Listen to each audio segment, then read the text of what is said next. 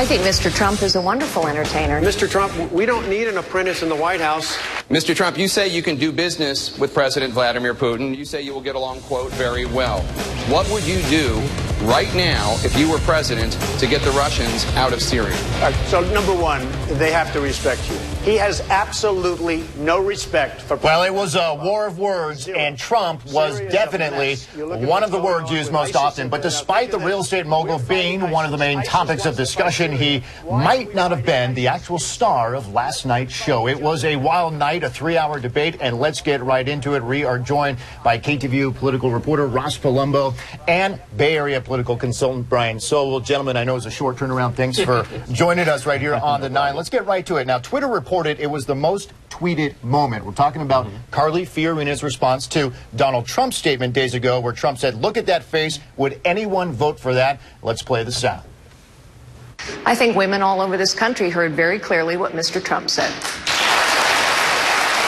I think she's got a beautiful face, and I think she's a beautiful woman. All right, on that note, Ross, let's go with you on that reaction. Well, this was the so-called lady and the Trump comment. We all knew it was coming after that Rolling Stone article. And I think the big surprise here is not only that what she said. She knew it was coming. We all knew this question was coming. But what Donald Trump said, you know, he knew this was going to come. So maybe he should have gotten out ahead of it and apologized to her right off the top and disarmed her. He didn't. This is a fail not only in his response, but no planning. She came out with a planned comment. It worked. She was speaking directly to the largest voting bloc in the entire country, scoring big points with them. As you mentioned, the most tweeted comment of the entire debate. A big loss for him right here in that moment. You know, Brian, a lot of people read Carly Fiorina's response saying, "I think the women of America heard what Mr. Trump said," as a little bit passive-aggressive. I also noticed that Trump took a jab at Rand Paul's looks right after he said, "I'm sorry, I'm not the bad guy you think I am." The problem here is that Trump shoots from the lip. He does little preparation. It's all visceral responses to things. I've said since the beginning that will eventually crush him. But for now, it's kind of like watching a car wreck. People want to go see what's going on. For Fiorina, she came in highly prepared. Her opening and her closing was sensational, and she had something to say every time she opened up her mouth, and she was the clear winner last evening. But wasn't it tough for Donald Trump because everyone did seem to attack him, minus Ted Cruz, maybe Ben Carson, but everyone was going after him, so he didn't really have the opportunity maybe to get some of his substance and ideas out there because he had to defend himself. Well, he started out poorly, and then that continued through the debate. Surely, as the front runner, you're attacked a lot, but you know, at the end of the day, whenever he's attacked, he reverts to what we think about Donald Trump, which is the passive-aggressive, aggressive guy that's going to say something personal to people, and he delivers every single time. And consider this. He actually had the most time on camera, 20 minutes. A third of the questions actually involved Donald Trump. And what did he do with it? He squandered all of that away. Came in as the front runner. He had a weak, sleepy performance. Carly Fiorina, on the other hand, only had 14 minutes on camera. Very few of the questions were directed right at her, but she took every single opportunity to grab the audience and give substantive answers. All right, real quick. So did Fiorina beat Trump? Clearly. Oh, absolutely. Clearly. Okay, let's talk about Chris Christie. Here's a guy who I wrote in my notes yesterday, a guy who needs to speak up. I thought he did just that. And when we're talking about Trump and Fiorina going back and forth, Christie jumps in and says this. While I'm as entertained as anyone by this personal back and forth about the history of Donald and Carly's career, for the 55-year-old construction worker out in that audience tonight who doesn't have a job, who can't fund his child's education, I got to tell you the truth. They could care less about your careers. They care about theirs. Let's start talking about that on this stage and stop playing the games.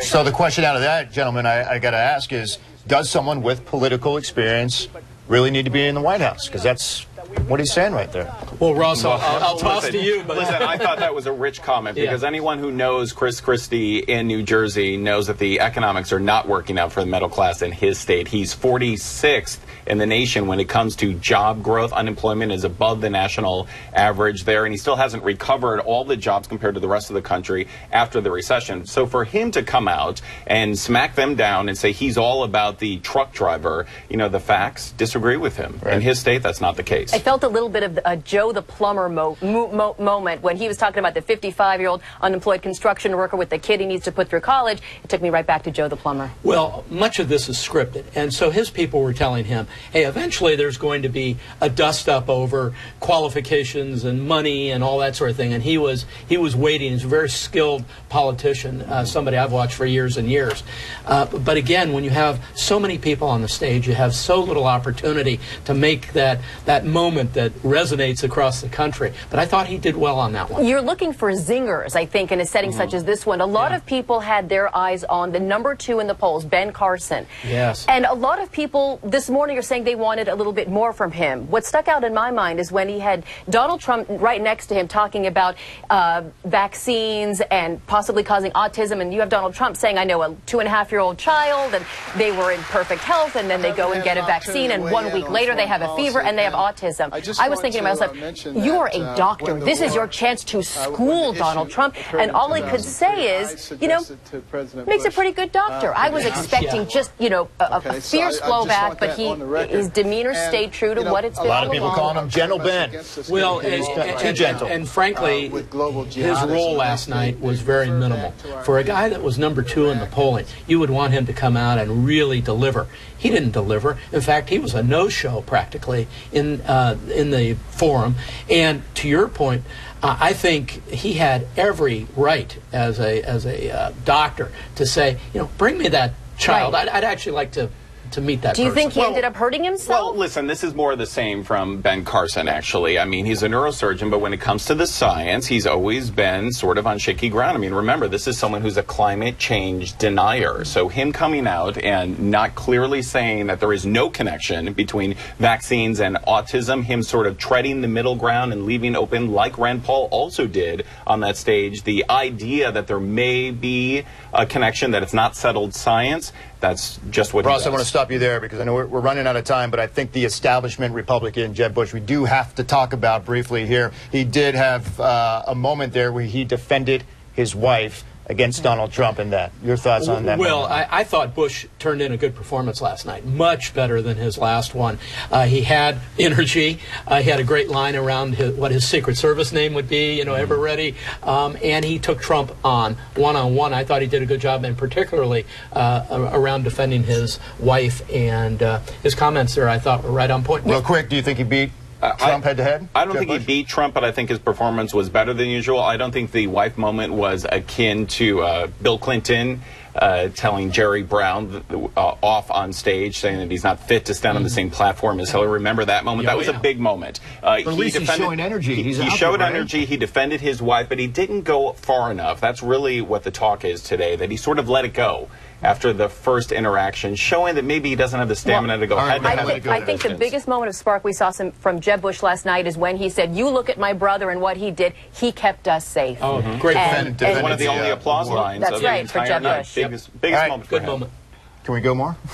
We could go all We day. want to know what you think about last night's debate and who came out on top. What was your favorite moment? You can reach us using the hashtag KTVU9, and that is the #9. Thank you, gentlemen.